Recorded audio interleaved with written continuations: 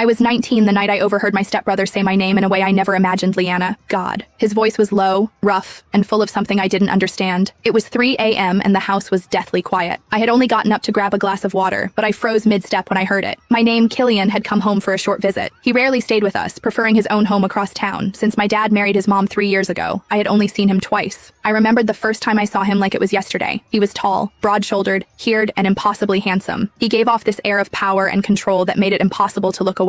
But that was all he had ever been to me, distant. He never acknowledged me, never smiled, and barely spoke to anyone unless necessary. To him, I was invisible, and yet last night I heard my name on his lips. I knew I should have turned around and gone back to bed, but something in his voice, so raw, so desperate, made my feet move closer. The bathroom door was slightly ajar, and the light spilled out in a soft glow. I peeked through the gap, and what I saw took my breath away. There he was, Killian. He was standing in front of the sink, shirtless, his muscles tense. His hand gripped the edge of the counter while his other moved lower. His head was tilted back slightly, and his jaw was tight, like he was trying to hold something in, and then he whispered it again. My name, Liana. I froze, my heart racing, my cheeks burned, but I couldn't look away. A part of me hated myself for staying, but another part was mesmerized. Then I accidentally made a sound. His head snapped toward the door and our eyes met. For a split second, neither of us moved. His gaze was dark, intense, and unreadable, but then the moment shattered. Get out, he barked, slamming the door shut. The sound startled me out of my daze and I stumbled back, my heart pounding in my chest. I ran down the hallway, back to the safety of my room, and shut the door behind me. I collapsed onto my bed, my mind spinning. I should have been mortified. I should have felt ashamed, but instead, all I could think about was the way he said my name. The next morning, I tried to stay away from him. I stayed in my room, holding my breath every time I heard footsteps in the hall. I waited until our parents left before sneaking to the kitchen, but he was already there, waiting. He didn't say anything at first. He just watched me, his piercing gaze making my skin prickle. Finally, he spoke. You were there last night, weren't you? His voice was low, almost a growl. I froze, clutching the hem of my shirt. I didn't mean to, but you did. He stepped closer, his tall frame towering over me. How long were you standing there, Liana? Long enough to hear everything I wasn't trying to what? Get caught? His lips curled into a smirk, but his eyes were burning with something dangerous. I